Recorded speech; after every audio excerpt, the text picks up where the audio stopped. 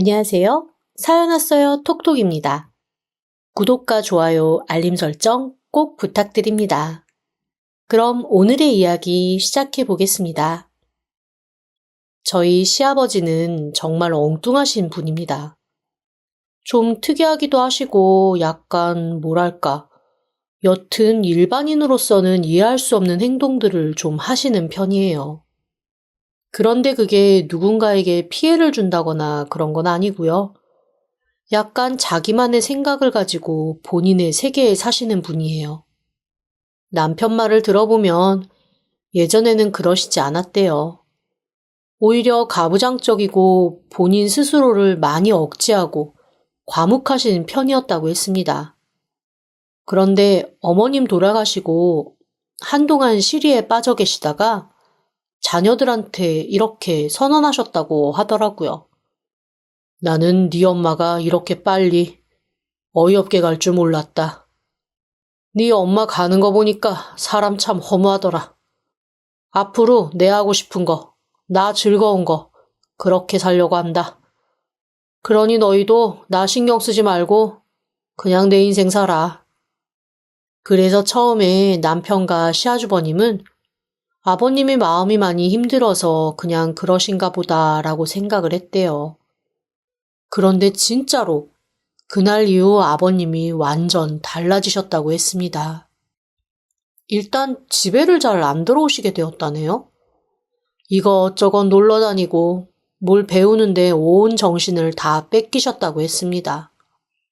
볼륨 댄스서부터 목공, 서예, 바둑, 민화, 트럼펫의 드럼까지 배우는 것도 다양해지고 각각 배울 때마다 커뮤니티도 활발하게 활동을 하셔서 일주일 내내 집에 붙어있는 날이 없으셨대요. 게다가 낚시에 여행, 등산 동호회까지 시기마다 철마다 외부로 놀러가는 취미를 많이 가지셔서 고등학교 때부터 남편과 남편의 형, 그러니까 시아주버님은 단 둘이서만 밥 해먹고 그렇게 지냈다고 했습니다. 그래서 제가 그렇게 사방팔방 다니시면서 여자친구는 없으시냐 그랬더니 본인한테 집중하시느라 다른 데는 신경 쓸 겨를도 없으신 것 같다고 그렇게 얘기하더라고요. 솔직히 남편이 좀 과장해서 말하거나 그냥 하는 말이라고 생각했습니다. 그런데 그 생각은 처음 아버님께 인사를 갔을 때 완전 산산조각이 나버리고 말았어요. 보통은 집으로 인사를 가면 그래도 음식이라도 좀 시켜주시거나 밖에서 외식을 하거나 하잖아요. 그런데 아버님이 남편한테 전화해서 이렇게 말씀하시는 거예요.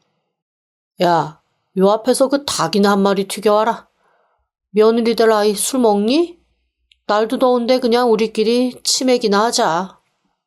그렇게 해서 저는 시아버지와 처음 만난 그날 머리 꼭대기까지 술에 취하게 치맥으로 달렸습니다. 그런데 제가 술을 마시면 약간 이상한 짓을 하는 주사가 있거든요. 끝없이 애교를 부리면서 혼자 춤을 춥니다. 그것도 멋지게 잘 추는 춤이 아니라 TV 유치원 같은 애들 프로, 이런 데서 나올 법한 율동 같은 춤을 그렇게 춰요. 그래서 제가 모르는 사람 앞에선 술을 잘 먹지 않고 그것도 취할 때까지 마시지는 않는데 시아버지 되실 분이 계속 주거니 받거니 따라주시니 저도 모르게 과음을 한 거죠.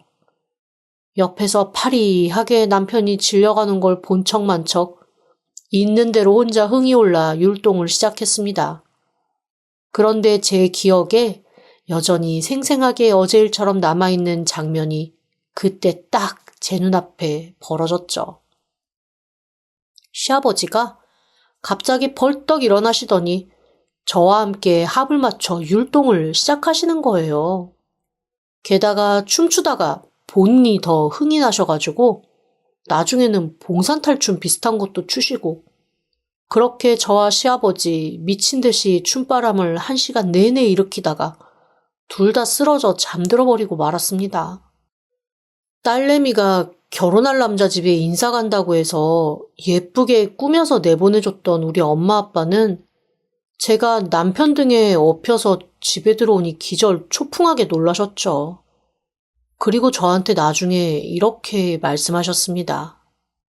며느리 될 아이랑 춤판 벌려서 춤추는 시아버지, 멋있다고 해야 할지 걱정된다고 해야 할지 알 수가 없네.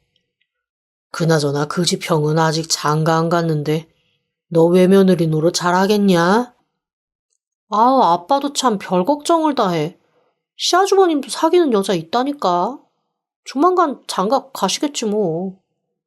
시아버지가 좀 특이한 것 같아서 어떻게 잘 모실 수 있을지 모르겠네. 그래도 악하거나 이상하신 분은 아닌 것 같긴 한데 괜찮을 거야. 큰 걱정하지 말아요. 솔직히 나는 이상한 꼰대 같은 시아버지보다 훨씬 나은 것 같아. 그리고 일단 주말에도 집에 계시는 날이 없대. 맨날 뭐 배우러 다니시고 놀러 다니시고 그러시느라고. 그래? 거참 특이한 양반이네. 사실 엄마보다는 아빠가 훨씬 더 걱정이 많으셨습니다. 아빠랑 저는 좀 집순이 집돌이 기질이 있고 얌전한 편인데 엄마는 활발하고 외부 활동 좋아하시거든요. 그래서 시아버지가 외부 활동 많이 하신다는 말에 엄마는 오히려 그런 사람이 몸도 정신도 덜 늙는다며 반기셨습니다. 반면에 아빠는 그렇게 밖으로 나돌아다니는 사내치고 괜찮은 놈 없다는 둥 시아버지 행동에 잔뜩 나를 세우셨죠. 그런 아빠도 제가 결혼하고 3개월쯤 지났을 때쯤 시아버지에 대한 모든 생각이 바뀌시긴 했습니다. 어느 날 저희 아빠한테 뜬금없이 저희 시아버지가 전화를 하셨다는 거예요. 그러면서 이번에 2박 3일로 저기 남쪽에 있는 산 5개를 천천히 넘는 종주를 하는데 같이 가지 않겠냐고 하셨다는 거죠. 저희 아빠가 젊었을 땐 산 좀 타셨던 분이거든요. 딱 그 얘기 듣고 평생 한번 산 5개 넘는 거 꿈이었는데 이참에 한번 네 시아버지 어떤 사람일까 좀 면밀히 살펴볼 겸 가봐야겠다라고 하시는 거예요. 사실 좀 놀랐습니다. 왜냐하면 제 결혼식 때 아주 작은 해프닝이 하나 있어서 저희 아빠가 시아버지 영 마음에 안 들어 하시던 차였거든요. 결혼식 때 대체 무슨 일이 있었는지 아세요? 지금 생각해도 좀 기가 막히기는 합니다. 딱 신부 입장하려고 신부 대기실에서 기다리는데 한복을 입은 엄마가 얼굴이 하얗게 질린 채로 저한테 허둥지둥 달려와서 그러시더라고요. 네, 시아버지가 없어졌어. 어? 시아버지가 왜? 어디 가셨대? 몰라. 5분 뒤에 시작인데 너희 시아버지가 없다? 김서방도 지금 혼비백산해서 찾고 있어. 아니, 애들 결혼식 곧 시작인데 어딜 가셨다니? 식장에 오신 건 맞고? 그럼 아까 너도 보고서는 식장에 와서 다 사람들하고 인사는 했지. 그런데 자리에 안 계셔. 이게 무슨 일이라니? 결국 결혼식이 시작할 때까지 저희 시아버지 나타나지 않으셨습니다. 남편도 당황한 얼굴로 신랑 입장을 하고 저는 아빠의 팔짱을 끼고 버진로드를 천천히 걸으면서도 계속 대체 시아버지가 어딜 가셨을까라는 생각밖에는 없었습니다. 그리고 아빠한테 슬금슬금 계속 물어봤죠. 아빠, 우리 시아버지 진짜 어디 갔는지 몰라요? 나도 그것 때문에 지금 신경이 쓰여서 너랑 걷고 있는 건지 나 혼자 걷고 있는 건지도 헷갈려 죽겠다. 아니, 결혼 당일날 신랑이 도망가는 건 들어봤는데 시아버지가 사라졌다는 건 내가 들은 적이 없어서? 그러게, 어디 가셨지? 내가 싫으신 건 아닌 것 같았는데. 혹시 갑자기 어디 편찮으셔서 쓰러지신 거 아니야? 그렇게 걱정하면서 버진로드를 끝까지 걷고 남편의 손을 잡으면서도 제일 먼저 제가 물어본 건 그거였습니다. 아버님 어디 가셨어? 몰라, 미치겠어. 우리 그나마 양가 부모님한테 인사를 하는 걸 없애서 그렇지. 정말 사람들이 날 이상하게 생각할 거 아니야. 그래도 부모님 혼주석 자리를 없애고 그냥 테이블로 만들어서 다행이다, 그치? 그러니까 그거 하나 다행이지 뭐. 진짜 어디 가신 거야? 정말. 저희 혼주석 자리 없애고 결혼했거든요. 처음에는 그래도 양가 부모님한테 인사하는 식순도 있고 결혼식 하는데 혼주석 없는 거는 좀 이상하다 싶었는데 저희 시아버지가 끝까지 극구 반대하셨습니다. 결혼을 한다는 것이 물론 양쪽 집 부모님께 감사하는 순간도 있어야겠지만 그거는 살면서 차츰 천천히 감사를 표하고 결혼식 날만큼은 저희 둘이 오롯이 주인공이 돼서 그냥 저희들한테 집중했으면 좋겠다고 상견례 자리에서 말씀하시더라고요.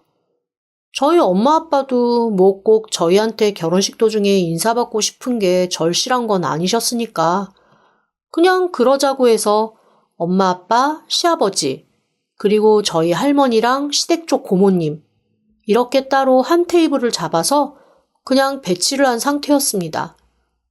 만약에 양쪽 부모님한테 인사하는 순서 넣었으면 시아버지 안 계신 게 엄청 티났겠지만 그 순서가 없어서 다른 사람들한테 그렇게까지 티날 일은 없었죠.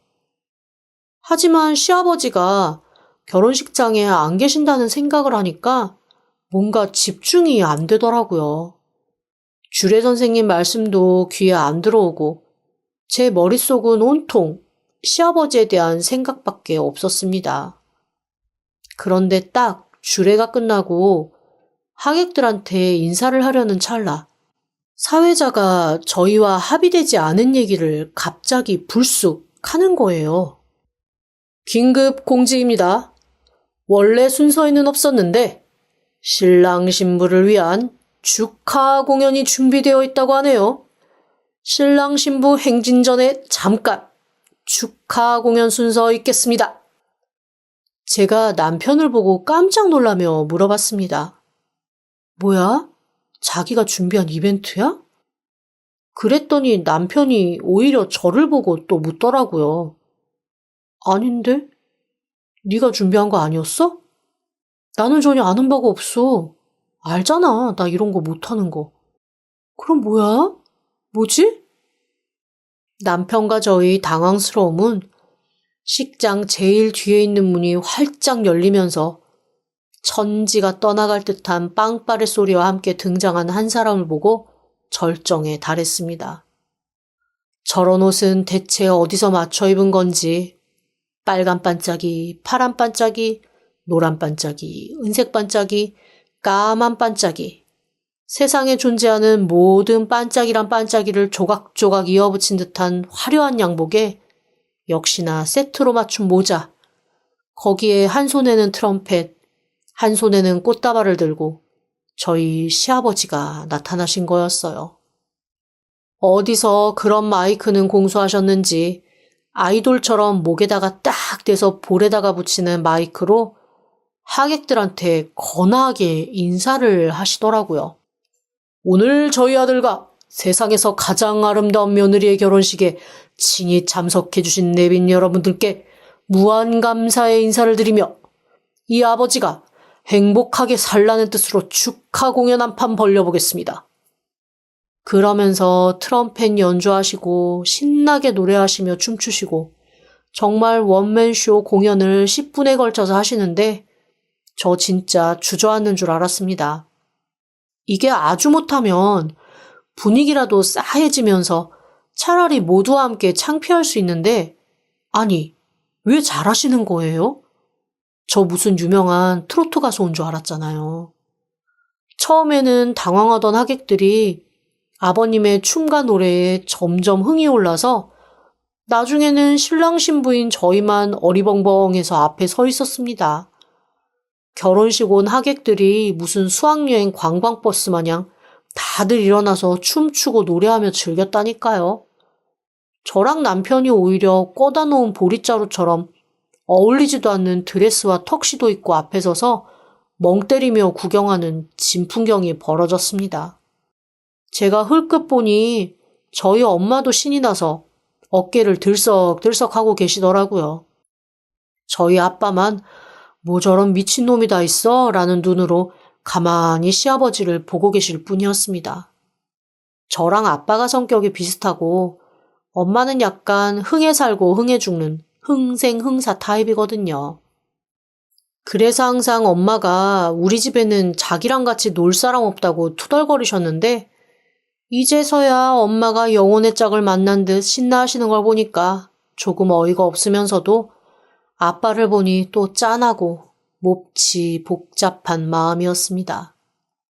그렇게 10여 분에 걸친 저희 시아버지의 공연이 끝나고 시아버지 저벅저벅 저희한테 다가와 그 반짝이는 조명도 필요 없는 옷을 입고 저희들을 한꺼번에 꼭 안아주시면서 귓가에 이렇게 속삭이시더라고요.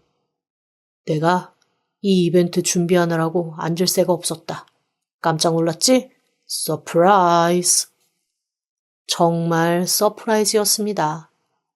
오죽하면 결혼 이후 한동안 제 친구들과 직장 동료들은 저희 시아버지에 대해서 엄청 저한테 물어보고 저 역시 대답하느라 정신이 없었습니다. 신혼여행을 다녀와서도 저희 시아버지 엉뚱한 건 계속됐어요. 그런데 그 엉뚱함이 딱히 저와 남편의 삶에 그렇게 크게 해되는 건 아니었기에 그냥 그런가 보다 했죠. 다만 제 성향으로 받아들이기가 어려운 활발함이어서 조금 버겁다고나 할까요?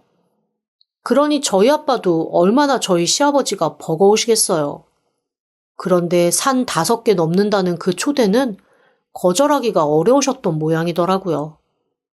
혹시나 모른다며 놀라거나 화나면 드시겠다고 청심환 2개 딱 챙겨서 시아버지와 함께 등산을 다녀오셨습니다. 그런데 아니 대체 거기서 무슨 일이 있었던 건지 그날부터 저희 아빠, 제가 무슨 말을 해도 제 말은 귓등으로도 안 듣는 시아버지 1호 팬이 되고 말았습니다. 인생을 살려면 그 양반처럼 살아야 돼. 아주 속도 있고 생각도 많고 내가 우리 김서방이 지 아빠처럼만 늙는다면 내가 오늘 죽어도 네 걱정이 없어. 아니, 아버님이 뭘 어떻게 하셨길래 그래? 아빠한테 뭘 어떻게 하셨길래? 뭘 하긴 뭘 해. 그런 거 다 떠나서 일단 사람이 됐어. 이상한 사람이라며. 엉뚱하다고 싫어했잖아. 엉뚱하다고? 아니야, 내가 몰라봤어. 천재라서 그래. 아니, 대체 지난 며칠 동안 무슨 일이 있었길래 언제는 미친놈이라고 하더니? 내가? 언제? 나는 그런 적이 없어. 야, 네 시아버지가 미친놈이면 세상 사람들도 정상인 사람 하나도 없지. 네 시아버지는 이 세상이 알아주지 못한 천재야. 그냥 그렇게만 알고 시아버지가 이게 꽃이다 하면 돌도 꽃인 줄 알고 이게 바위다 하면 물도 바위인 줄 알고 그냥 그렇게 알고 살아. 무슨 일이 벌어진 건지 정말 이해를 못하겠더라고요. 저는 여전히 시아버지가 저한테 딱히 뭐 바라는 것도 없고 해달라는 것도 없긴 했지만 시아버지 자체가 사실 좀 버거웠거든요. 다행히 결혼 1년이 좀 지나고 나서 시아주버님이 뒤늦은 결혼을 하셔서 제게도 형님이 생겼고 형님이 생기니 시아버지를 대하는 게 조금 나아지기는 했습니다. 형님도 저와 성향이 비슷해서 처음에는 저한테 시아버지의 이해 못할 이상한 점에 대해 끊임없이 물어보는 걸로 저랑 친해졌거든요. 하지만 며느리 둘 다 시아버지가 아기가 있으신 분은 아니라는 생각을 하니까 그냥 좀 엉뚱하시고 특이하신 분이구나 라는 생각을 하면서 살았습니다. 그런데 그렇게 행복하고 즐겁게 사시던 저희 시아버지에게 청천벽력 같은 소식이 하나 떨어졌습니다. 어느 날 온 자식을 다 불러 모으셔서 왜 그런가 하고 갔는데 시아버지가 갑자기 이렇게 말씀하시는 거예요. 너무나 담담하게 말씀하셔서 오히려 더 마음이 무너졌습니다. 그러니까 내가 자꾸만 몸이 이상해서 얼마 전에 건강검진을 받았는데 췌장암 4기래. 췌장암 4기요? 아버님 이때까지 그런 말씀 없으셨잖아요. 없었지. 몰랐으니까. 그래서 말인데 내가 그렇게 오래 살 것 같지가 않다. 아버님 말씀에 자식들은 다들 놀라서 할 말이 없었습니다. 그런데 아버님은 오히려 몹시 담담하시더라고요. 어차피 사람은 살다가 죽는데 내가 죽을 시기를 알 수 있어서 얼마나 다행인지 모르겠다. 나는 옛날부터 그랬어. 네 엄마처럼 어느 날 갑자기 사고당해서 죽고 비명행사하고 그러는 것보다 그냥 시한부가 나을 수 있겠다고.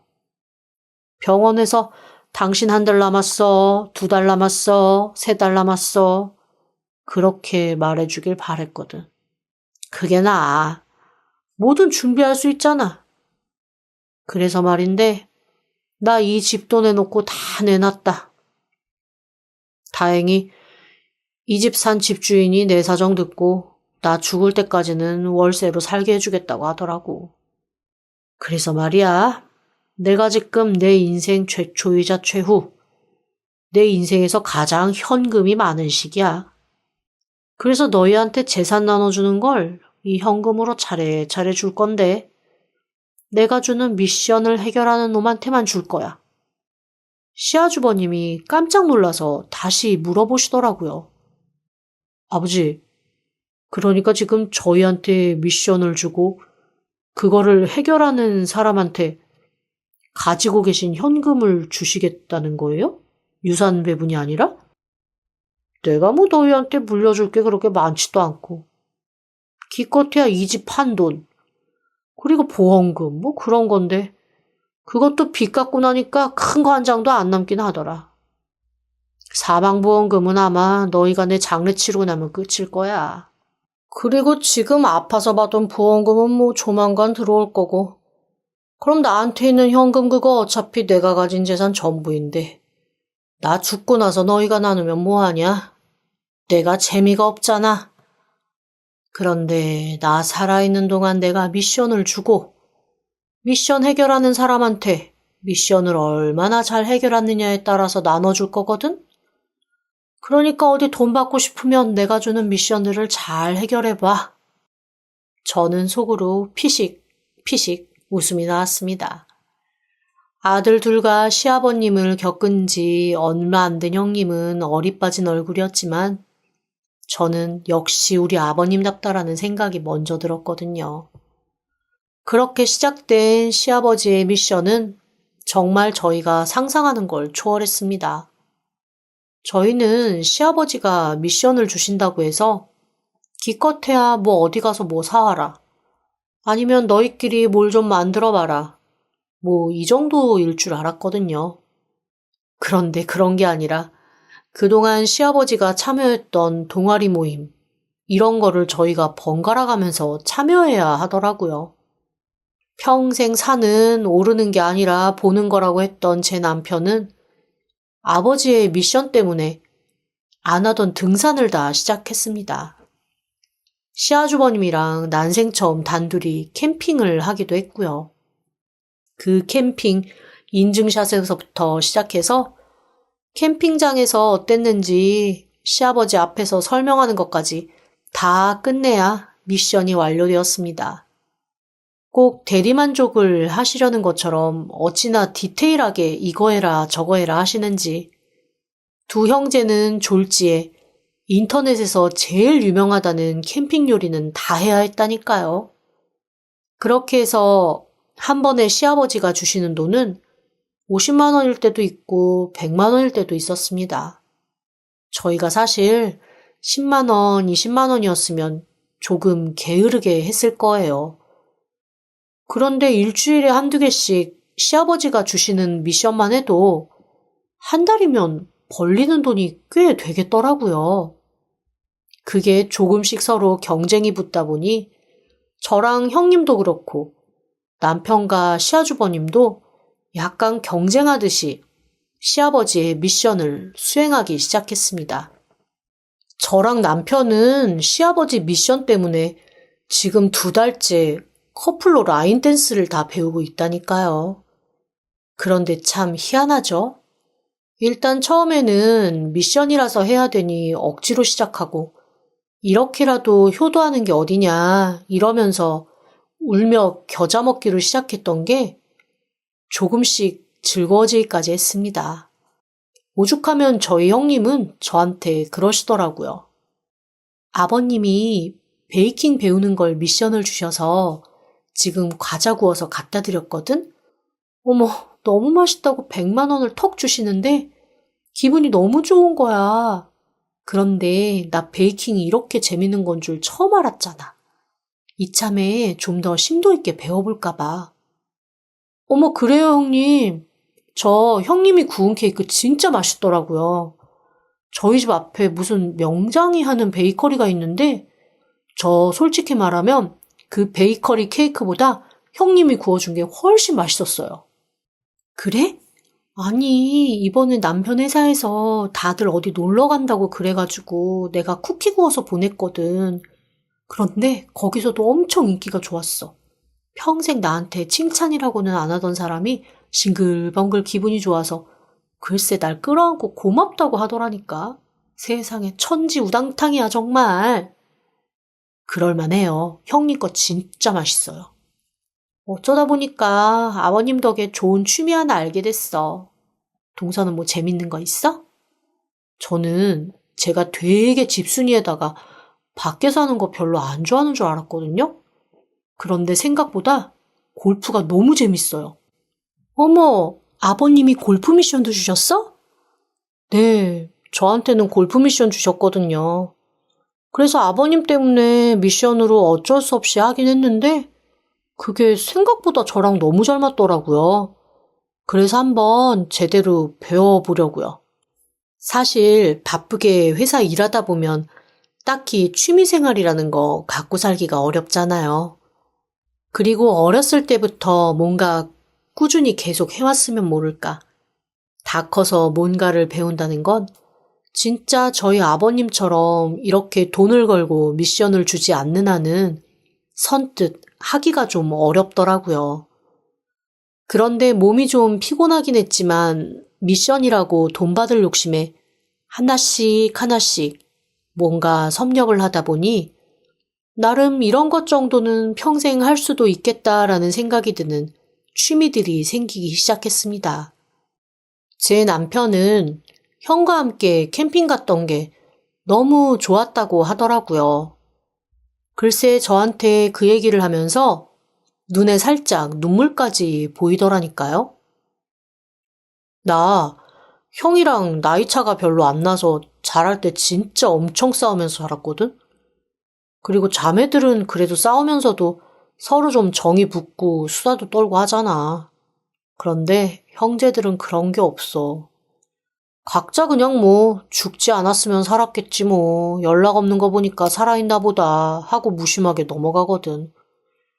아버지가 이렇게 미션 주시지 않았으면 형이랑 평생 밤새 술 마시면서 얘기하고 그런 거 해보지 못했을 것 같아. 생각해보니까 나 형이랑 여행도 한번 가본 적이 없더라고. 그런데 이번 캠핑이 나도 그렇고 형도 그렇고 둘 다 너무 새롭고 좋은 거야. 그래서 우리 앞으로 한 달에 한 번은 어려워도 계절에 한 번은 형제끼리 놀러 가보려고. 그거 너무 좋지. 나도 형님이 베이킹 배우는 게 너무 즐겁다고 그러셔가지고 조만간 형님이랑 형님 집에서 베이킹 한번 하기로 했어. 형님이 자기가 배워보니까 전문적으로 샵 오픈할 거 아니면 그냥 자기한테 조금 배워서 집에 오븐 하나 들여다 놓고 사부작사부작 구워 먹으라고 하시더라고. 오, 좋네. 그럼 나랑 형이랑 캠핑 갈 때 둘이서 그렇게 베이킹하고 같이 있으면 되겠네. 참 이상하죠? 앞 말기 아버님을 두고 자식들이 모두 죽상을 하고 주저앉아 있어도 모자랄 판에 저희는 그 어느 때보다도 활발하게, 행복하게 자기 삶들을 살았습니다.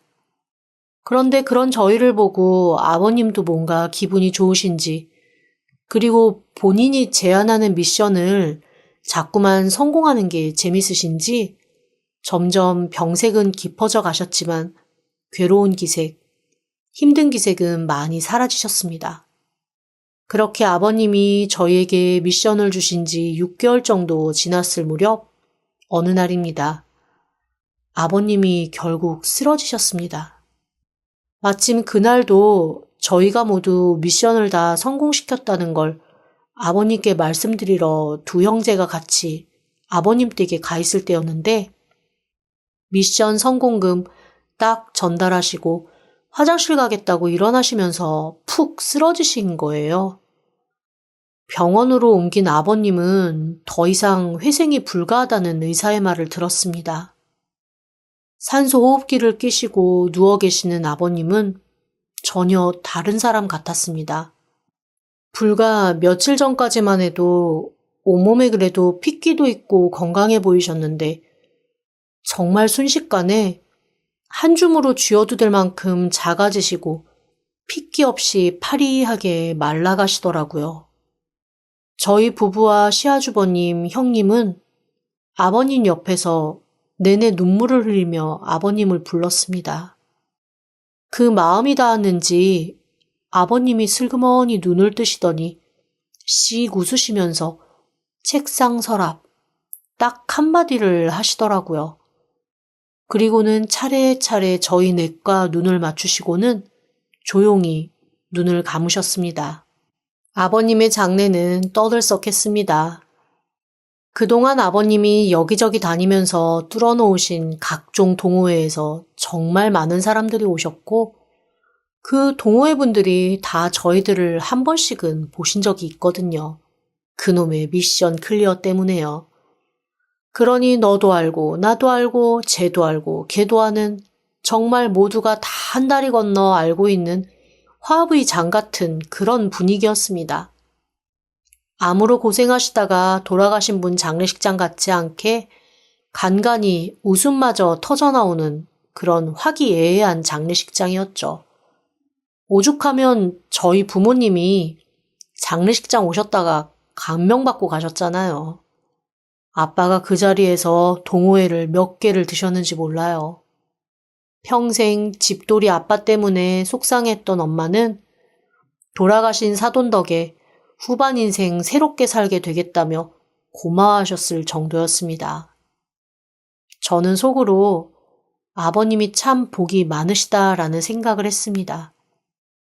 일단 식구들이 이렇게 똘똘 뭉친 장례식장도 보기 드물지만 문상 온 사람들끼리도 서로 다 알고 안면이 있고 자식들까지 다 아는 거는 정말 드문 일이잖아요. 그렇게 3일 내내 우리가 동호회 모임에 와 있는 건지 아버님 장례식을 치르는 건지 헷갈릴 정도로 정신없고 분주한 시간이 흐르고 집으로 돌아왔습니다. 아버님이 안 계신 집은 몹시 허전하더라고요. 안 그래도 월세로 살고 계시기 때문에 아버님의 물건을 빨리 빼야 해서 정리를 시작했는데 생각보다 정리할 것도 별로 없었습니다. 알고 보니 그동안 아버님이 옷이며 물건, 기타 다른 가구들도 조금씩 조금씩 다 팔아서 현금으로 정리하신 모양이었습니다. 아, 맞다. 아버님이 책상 서랍이라고 그러셨는데? 형님이 문득 생각난 듯 그렇게 말씀하시더라고요. 그제서야 저희 모두는 아버님이 돌아가시기 전에 책상 서랍이라고 했던 말을 기억하고 책상 서랍을 열었습니다. 세상에, 거기에는 각자 저희 4명의 이름이 쓰인 두툼한 봉투가 하나씩 들어있었고 편지도 한 장이 있었습니다. 봉투에는 딱 1,000원짜리 50장씩 들어있었어요. 그리고 편지엔 이렇게 쓰여 있었습니다. 그 편지를 읽고 저희는 모두 장례식장에서도 흘리지 않았던 눈물을 펑펑 흘리며 대성통곡을 하고 말았습니다. 아버지의 편지는 이렇게 쓰여져 있었습니다. 두 아들, 두 며느리에게 우선 고맙다. 어쨌거나 귀찮고 힘들었을 텐데 아무리 돈이 걸려 있다고 해도 그렇게 열심히 미션을 수행하려는 거. 너희가 나를 생각하지 않았으면 어려웠을 일이라는 거 안다. 그 돈 다 해봐야 1인당 1,000만 원도 안 되는데 너희가 그게 탐나서 그랬겠니? 그저 내 마음 편하라고 나한테 효도한다는 마음으로 해줬다는 건 내가 안다. 그런데 나는 너희한테 그런 미션을 줬던 이유가 있었다. 우선 내 아들놈들은 영 밖으로 움직이지를 않으니 어떡하든 산 한 번, 바다 한 번 더 보고 숨쉬고 발로 움직이는 그런 기회를 가졌으면 했다. 우리 며느리들 한없이 착하고 성실한 건 알지만 그래도 너희도 삶을 살면서 맛있고 멋있고 예쁘고 즐거운 거 경험하고 즐기는 건 한 번씩 해봐야 되지 않겠니? 그런데 내가 부족해서 아직 아들놈보다는 우리 며느리들을 잘 몰랐나 보다. 너희한테는 뭐가 더 잘 어울릴지, 너희가 뭘 좋아할지 내가 몰라서 이것저것 해보라고 미션을 좀 더 여러 개를 줬네. 그래도 불평불만 없이 잘 해주고 이래서 재밌었다, 저래서 재밌었다, 조잘조잘 말해줘서 내가 얼마나 고맙고 행복했는지 모른다. 이게 내가 너희한테 남길 수 있는 가장 큰 유산인 것 같다. 삶이 생각보다 짧더라. 사랑하는 사람과 좋은 거 하면서 사는 삶은 더 짧더라. 그러니까 하루를 살더라도 즐겁게 웃으면서 너희가 하고 싶은 거 하면서 살아. 이 아버지는 그거밖에 이제 바랄 게 없다. 사랑한다, 내 아들, 딸들. 그렇게 마무리된 시아버지의 편지를 붙들고 저는 정말 대성통곡을 하고 말았습니다. 그리고 아버님이 어떤 마음으로 저희한테 그런 미션을 주셨는지 확실히 알게 되었죠. 일에 치인다고 아직 시간이 많이 남았다고 즐기는 걸 미루는 자식들한테 즐길 기회와 방법을 주신 거였어요.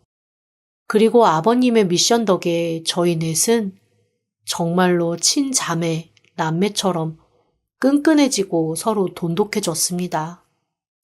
아버님이 바라셨던 게 아마 이런 모습이 아닐까 싶어요. 그래서 저희는 아버님의 미션이 없어도 이때까지 주셨던 미션들을 평생 같이 하면서 살기로 약속했습니다. 내년 아버님 기일 때는 다 같이 아버님 산소 앞에서 볼륨 댄스 한 판 추며 아버님께 자랑하려고요. 저희 아버지 너무 보고 싶네요. 지금까지 들어주셔서 감사합니다. 구독과 좋아요, 알림 설정은 사연 왔어요 톡톡에게 큰 힘이 됩니다. 지금 바로 구독 부탁드립니다. 그럼 다음 사연으로 또 찾아오겠습니다. 감사합니다.